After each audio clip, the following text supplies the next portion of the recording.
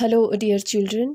Social science में आज हम हिस्ट्री पोर्शन का चैप्टर नंबर 9 हम स्टार्ट करेंगे और इस चैप्टर का नाम है 18th सेंचुरी पॉलिटिकल फॉर्मेशन।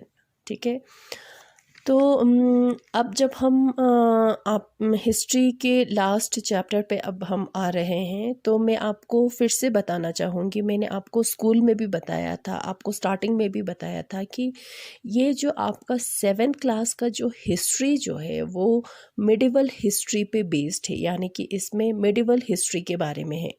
जब आप 6th क्लास में थे तब आपने एंशियंट हिस्ट्री के बारे में पढ़ा है ना। फिर आपने 7th क्लास में अभी आपने मिडिवल हिस्ट्री के बारे में पढ़ा। अब जब आप 8th क्लास में जाओगे तो आप मॉडर्न हिस्ट्री के बारे में आप पढ़ोगे। ठीक है, तो ये जो हिस्ट्री है, जो 7th क्लास का जो हिस्ट्री जो है, इसमें आपने क्या क्या पढ़ा? बहुत कुछ आपने पढ़ा। मिडिवल पीरियड के बारे में आपने सब कुछ जो है आपने पढ़ा। जैसे कि सबसे पहले हमने हिस्ट्री के बारे में पढ़ा, फिर हमने मिडिवल पीरियड में जो जो था, जैसे कि दिल्ली सुल्तानेट के बारे में हमने पढ़ा कि फॉर्मेशन ऑफ मुग़ल एम्पायर किस तरह फॉर्म्ड हुआ, वो हमने पढ़ा। फिर आपने उसके बारे में पढ़ा, कल्चर्स के बारे में पढ़ा, फिर हमने उसमें रिलीजन के बारे में हमने कवर किया, फिर हमने आर्ट एंड आर्किटेक्चर के बारे में हमने इसमें कवर किया, है ना। तो सब कुछ जिस जिस फील्ड में जो जो मीडिवल पीरियड में जो जो डेवलपमेंट आए थे, जो जो चेंजेस आए थे, वो सब हमने इसमें कवर किया, है ना। तो ये जो चैप्टर नंबर 9 होगा, जो 18th सेंचुरी पॉलिटिकल फॉर्मेशन, ठीक है, इसके बाद जो है क्या होगा कि इसके बाद जो है ब्रिटिश रूल जो है इंडिया में एस्टैब्लिश होगा, है ना। जब मुग़ल एम्पायर ख़त्म हो जाता है, ठीक है, उसके बाद क्या हो जाता है, ब्रिटिश रूल जो है स्टार्ट हो जाता है, एस्टैब्लिश होना स्टार्ट हो जाता है।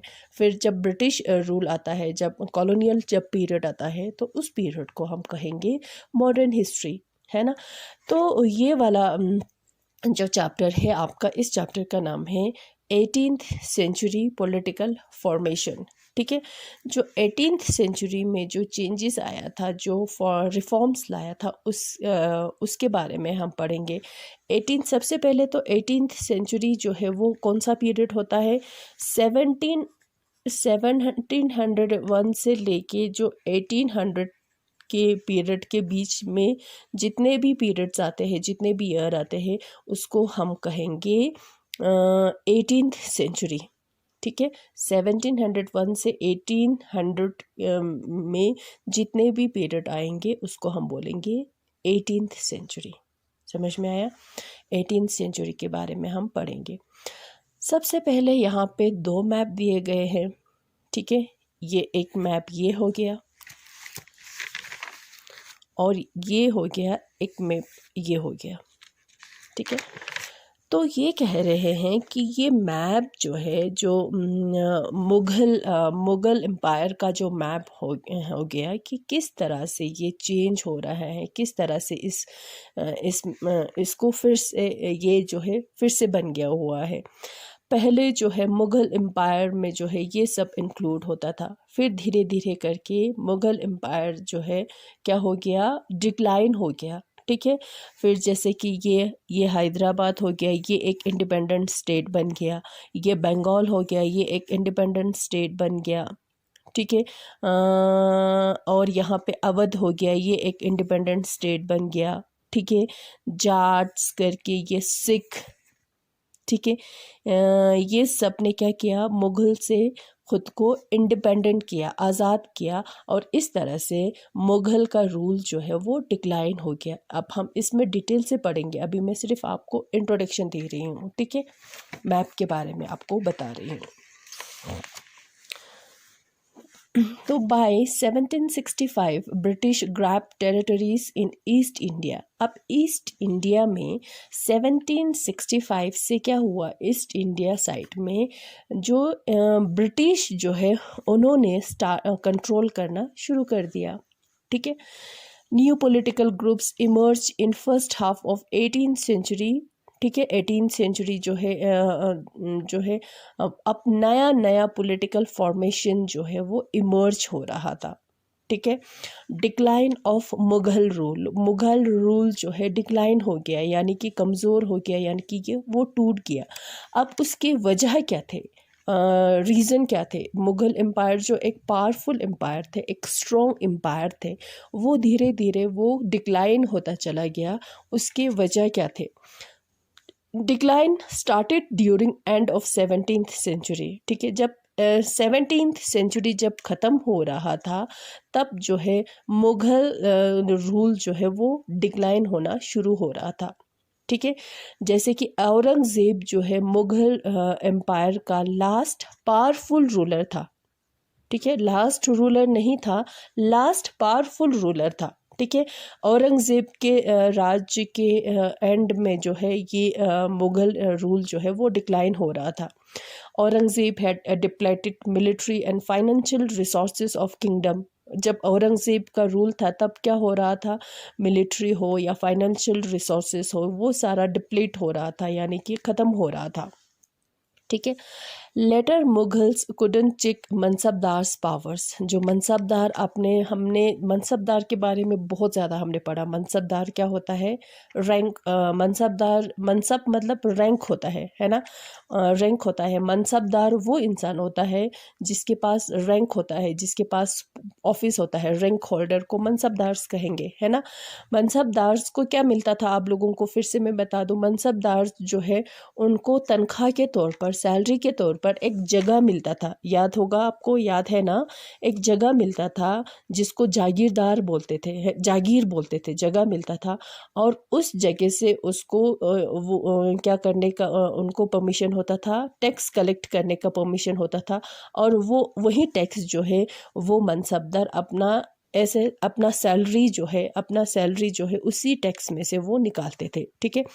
अब क्या हुआ, जब लेटर मुगल का पीरियड आया, टाइम आया, तो वो मनसबदार जो है पावरफुल हो रहा था, ठीक है, क्योंकि उनके पास लैंड था, जागीर था, तो वो लोग पावरफुल हो रहे थे।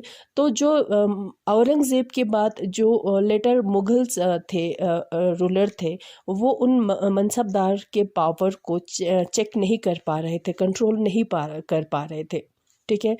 Nobles appointed as a governors control office of revenue, military, administration, ठीक है।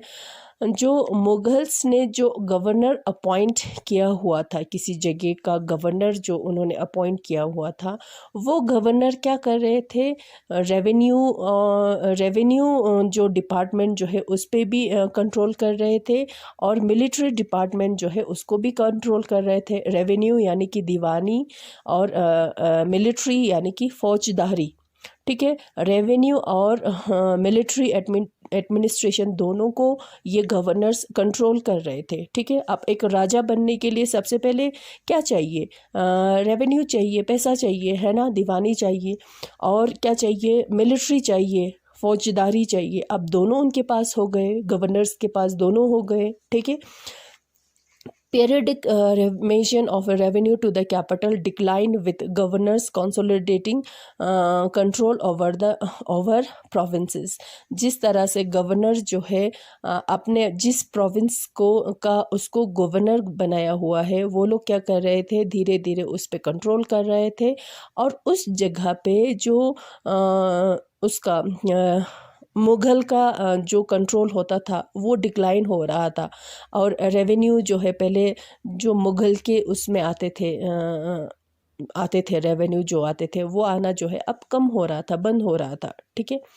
ऊपर से पीजेंट्स और ज़मींदार जो है रिबेलियन कर रहे थे, ठीक है। वो लोग रिबेलियन कर रहे थे, क्यों कर रहे थे? क्योंकि जो टैक्स जो इंक्रीज़ हो रहे थे, बार बार इंक्रीज़ हो रहे थे, जो टैक्स उनके साथ उनसे जो स्ट्रिक्टनेस के साथ वो लेता था, उसके खिलाफ वो लोग रिबेलियन कर रहे थे। कौन? पीजेंट्स और ज़मींदार कर रहे थे। Unable to arrest gradual shifting of political and economic authority into the hands of provincial governors। धीरे धीरे करके सारे पावर्स, पॉलिटिकल पावर हो या इकोनॉमिक पावर हो, ये सारे अथॉरिटी जो है, पावर जो है, गवर्नर के हाथ में जा रहा था, इस तरह से जो है मुग़ल एम्पायर जो है वो डिक्लाइन हो रहा था। ठीक है। नादिर शाह अब ऊपर से क्या हुआ कि नादिर शाह ने दिल्ली में प्लंडर किया, लूटा, कब 1739 में। और उसने जब उसने लूटा, उसने अपने साथ बहुत सारे वेल्थ जो है अपने साथ ले गया, जैसे कि 60 लाख पैसा है ना, 1000 गोल्ड कॉइन्स ले गया, 1 करोड़ गोल्ड वेयर्स ले गया, जो सोने के बने हुए जो चीज़ें जो है वो ले गया अपने साथ, 50 करोड़ ज्वेल्स ले गया, पिकॉक थ्रोन जो है ये सब जो है नादिर शाह ने अपने साथ ले गया जब उसने दिल्ली पे उसने लूट मचाई, कब 1739 में। ठीक है। न्यू सिटी ऑफ शाहजहानाबाद, जो न्यू सिटी था जो शाहजहां ने बनाया था, वो जो है अब बिल्कुल तहस नहस हो गया हुआ था। ठीक है। अहमद शाह, ठीक है, और क्या हुआ, अहमद शाह अब्दाली ने क्या किया, नॉर्थ इंडिया पे उसने इन्वेड किया, अटैक किया, कितने टाइम, 5 टाइम्स। कब 1748 से लेके 1761 तक जो है उन्होंने अहमद शाह अब्दाली ने इंडिया पे अटैक किया 5 बार। ठीक है। अब फिर faced competition from other groups, दूसरे ग्रुप से भी कंपटीशन फेस करना था। वर डिवाइडेड इनटू, अब जो है जो नोबल्स थे, जो मुग़ल के अंडर जो नोबल्स थे, जो राजा का जो नोबल्स थे, वो 2 ग्रुप में डिवाइड हो गया, एक ईरानीस और दूसरा तुरानीस। ईरानीस वो लोग थे जो ईरान वंशिज थे। ठीक है। तुरानीस वो लोग थे जो टर्की वंशिज थे। ठीक है। ये दोनों जो है 2 ग्रुप में डिवाइड हो गया और आपस में बहुत ज़्यादा उनमें कंपटीशन होता था। ठीक है, कंपटीशन था। वर्स्ट मुग़ल एक्सपीरियंस, सबसे जो है ख़राब, सबसे बुरा जो है वो था जब फ़र्रुख सियार जो है और आलमगीर जो है, इन दोनों को मार दिया नोबल्स ने। ठीक है। और दूसरे 2 जो था अहमद शाह और शाह आलम सेकंड। ठीक है। ये मुग़ल रूलर्स है। ठीक है। इन दोनों को उन्होंने ब्लाइंड कर दिया, किसने, नोबल्स ने, जो ईरानीस और तुरानीस में डिवाइड हो गया हुआ था, बहुत ज़्यादा इनमें कंपटीशन था। ठीक है। तो ये सारे वजह थे कि मुग़ल का राज जो है, मुग़ल रूल जो है वो डिक्लाइन हो गया। समझ में आया? तो इस तरह से, इस वजह से मुग़ल रूल जो है डिक्लाइन हो गया। किस किस वजह से डिक्लाइन हो गया? औरंगज़ेब के टाइम पे जो है, औरंगज़ेब जो है लास्ट पावरफुल रूलर थे, उसके बाद जो है डिक्लाइन हो रहा था। ठीक है। क्यों डिक्लाइन हो रहा था? क्योंकि मनसबदार को वो लोग कंट्रोल नहीं कर पाए। जो गवर्नर्स जो उन्होंने अपॉइंट करके रखा हुआ था, वो सब कुछ अपने हाथ में जो है कंट्रोल में ले रहा था, जैसे कि रेवेन्यू, मिलिट्री। ठीक है। ठीक है। फिर ऊपर से वहाँ पे पीजेंट्स और ज़मींदार का बार बार रिबेलियन हो रहा था। ठीक है।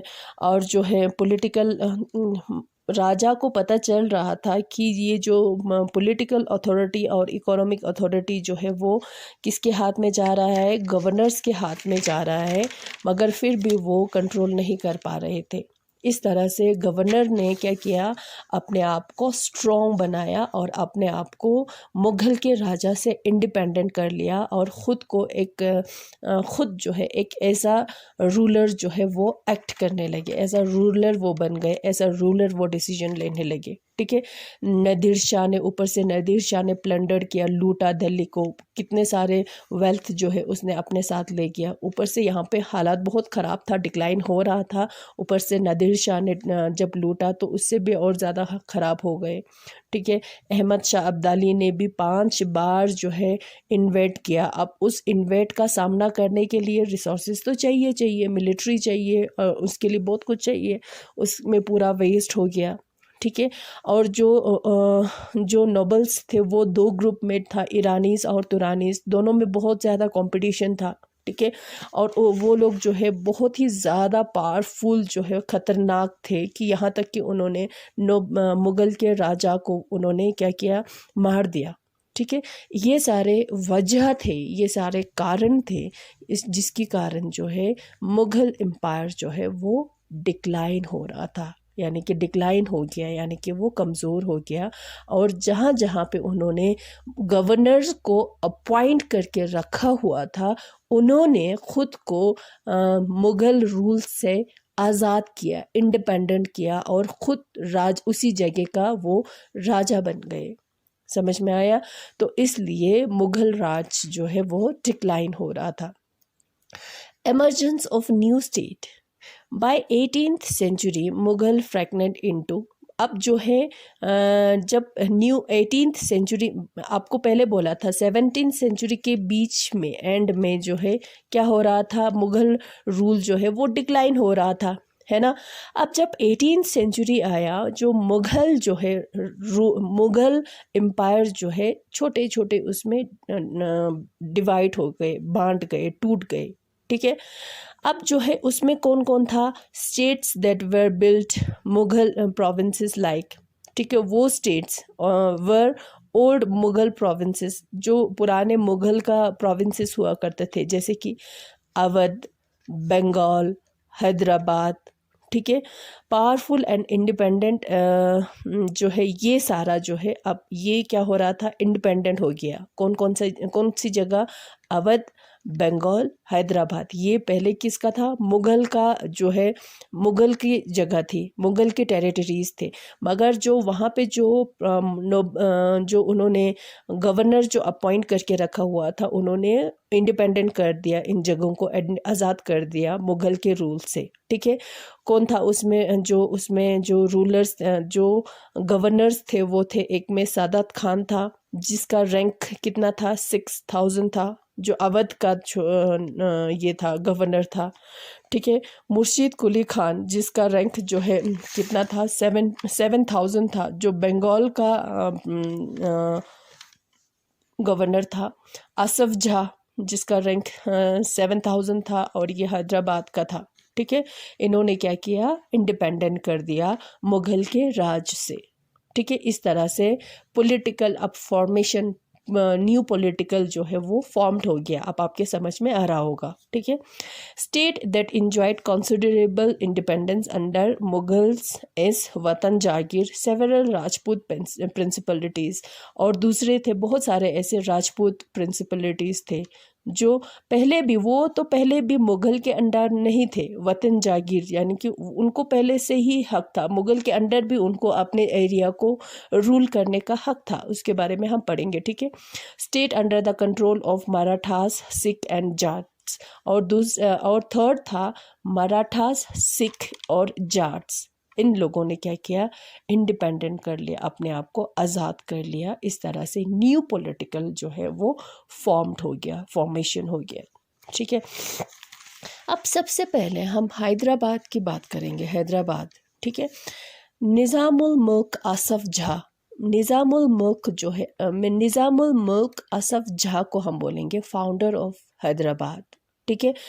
कैसे कि पहले जो है ये निज़ामुल मुल्क आसफ झा जो है वो मुग़ल का गवर्नर था, जिसको हैदराबाद में रखा गया था, ठीक है।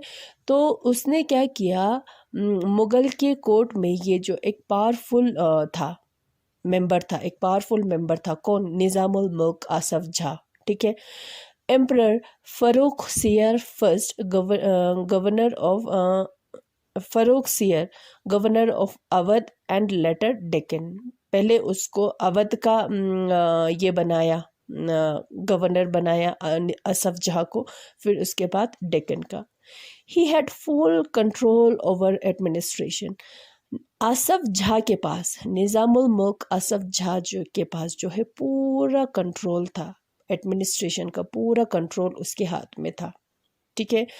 अब उसने क्या किया, जब उसने उस जगह का उसको जब गवर्नर बनाया, तब उसने क्या किया, brought skilled soldiers from north India, उसने क्या किया, नॉर्थ इंडिया साइड से जो सोल्जर्स जो है, सिपाही जो है, नॉर्थ इंडिया साइड से लाकर उसने भर्ती किया, रिक्रूट किया। ही appointed mansabdars and granted jagirs, उसने ख़ुद अपने आप से जो है, निज़ामुल मुल्क आसफ झा ने अपने आप से जो है ख़ुद मनसबदार उसने अपॉइंट किया, और उनको इवन कि उन्होंने जागीर भी दिया, ठीक है। Mughal confirmed decision taken by Nizam's. पहले क्या होता था, डिसीजन जो है मुगल लेते थे, फिर उसी डिसीजन पे निज़ामुल मुल्क असफ जहाँ जो है उस पे काम करते थे। अब धीरे धीरे पूरा उल्टा हो गया। क्या होने लगा कि निज़ामुल मुल्क असफ जहाँ जो है ख़ुद से डिसीजन लेने लगे और उसको सिर्फ मुगल को सिर्फ उस डिसीजन को वो बताने लगे, हाँ मैंने ये वाला डिसीजन लिया है, अब हम ये करेंगे, ठीक है ठीक है, ऐसा करके वो बताने लगे, ठीक है। engaged in struggle against Maratha to waste and with independent Telugu warriors chief Nayakas of Plateau। और ये जो मुल्क असफ जहाँ जो है वो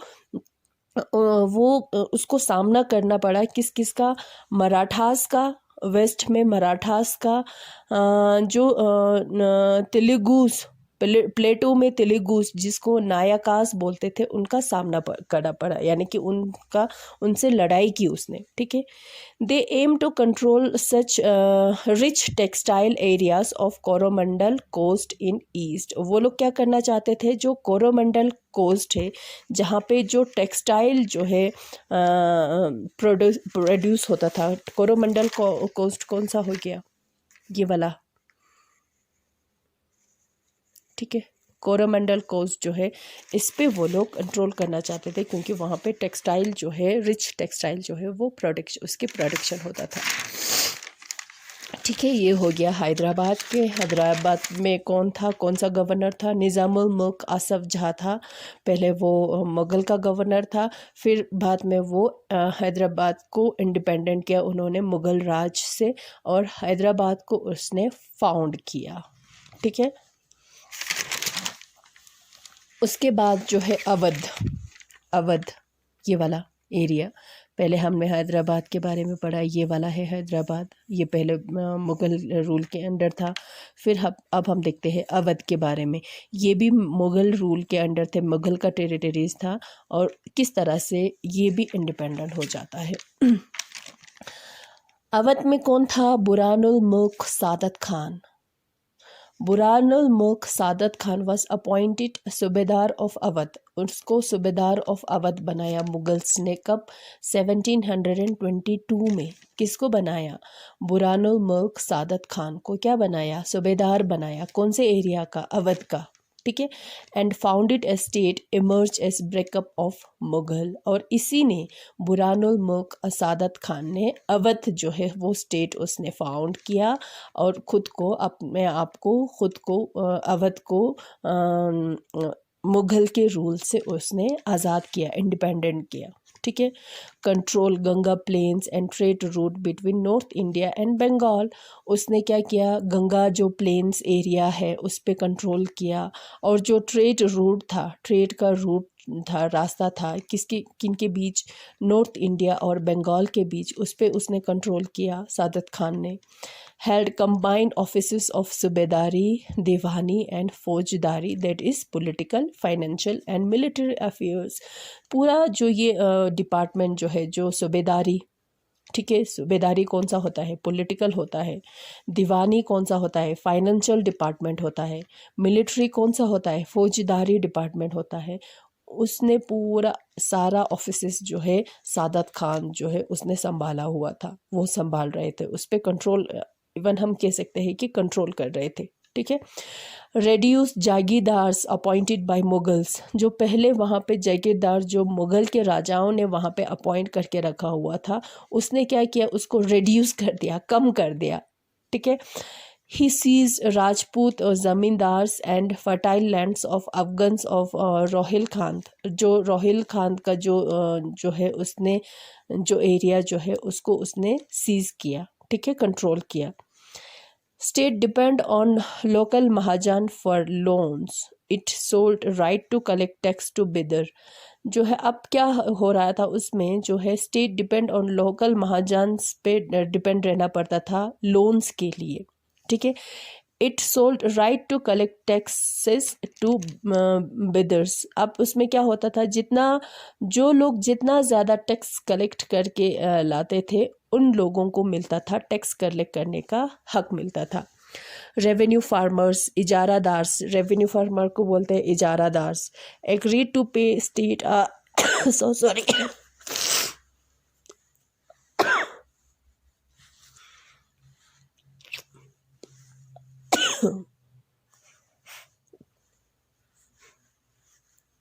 revenue farmers agreed to pay state a fixed sum of money.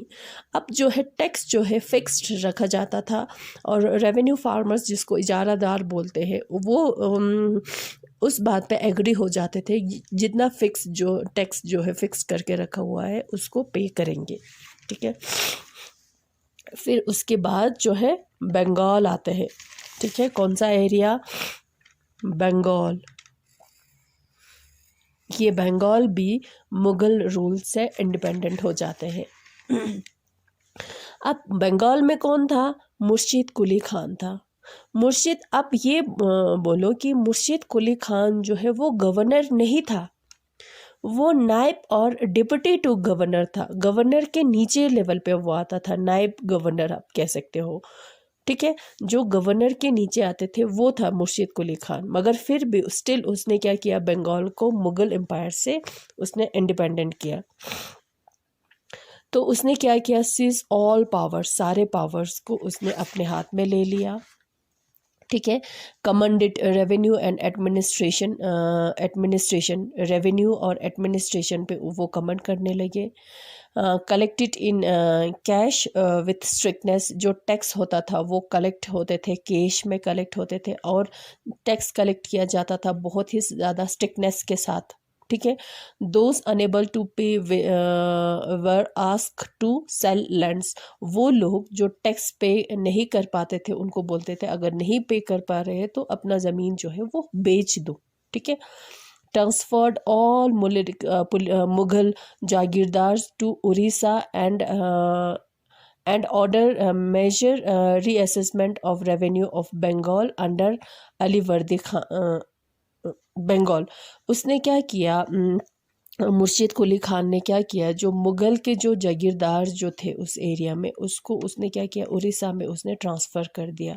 ठीक है, and order major reassessment of revenue of Bengal, और उसने बोला कि फिर से जो रेवेन्यू का जो रेवेन्यू डिपार्टमेंट जो है उसको फिर से रीअसेसमेंट कर दो, टैक्स वैक्स ये सारे होता है ना, फिर से उसको फिर से बनाओ, फिर से रीअसेसमेंट करो, फिर से बनाओ, रेवेन्यू रिव्यू कर दो। ठीक है, अंडर अलीवर्दी खान, अलीवर्दी खान जो नोबल है उसके अंडर जो जगत सेठ जो है उसका बैंकिंग हाउस आया। ठीक है, ठीक है, जगत सेठ, और जो जगत ये जो है बहुत ही ज़्यादा प्रॉस्पेरस हो गए, यानी कि अमीर हो गए, रिच हो गए। ठीक है, इस तरह से जो जगह है जो पहले मुग़ल के अंडर होता था, हैदराबाद होता था, अवध होता था, बंगाल होता था, इन सब ने क्या किया, खुद को अपने आप को मुग़ल रूल से इंडिपेंडेंट किया, आज़ाद किया। ठीक है, अब देखो 3 things common under Awadh, Hyderabad and Bengal. तीन चीज़ें जो अवध, हैदराबाद और बंगाल में कॉमन थे, यानी कि सिमिलर थे, सेम था। वो क्या था? State establish by nobles of Mughal empire, jagirdari. ये स्टेट्स, तीनों स्टेट, कौन सा?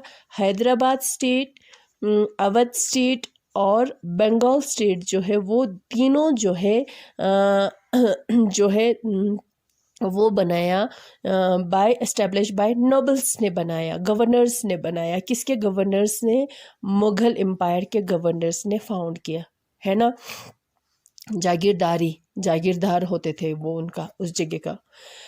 they contracted with revenue farmers for tax collection, और जो रेवेन्यू फार्मर्स के साथ उनका कांटेक्ट होता था किसके लिए? टैक्स कलेक्शन के लिए। ये सेम था तीनों जगहों पे, जिसको इजारादारी बोलते हैं। ठीक है, relation with bankers and merchants who lent money to revenue farmers, और तीनों में क्या होता था? बैंकर्स होते थे, मार्चेंट्स होते थे।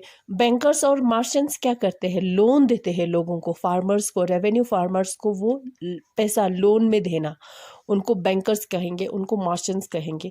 ये तीनों केस में था, अवध में भी, हैदराबाद में भी और बंगाल में भी था। ठीक है, ये तीनों ऐसी चीज़ें हैं जो तीनों में क्या है, तीनों जगह पे सिमिलर था, कॉमन था। ठीक है, तीनों ही नोबल्स ने, तीनों स्टेट को नोबल्स ने एस्टैब्लिश किया हुआ था।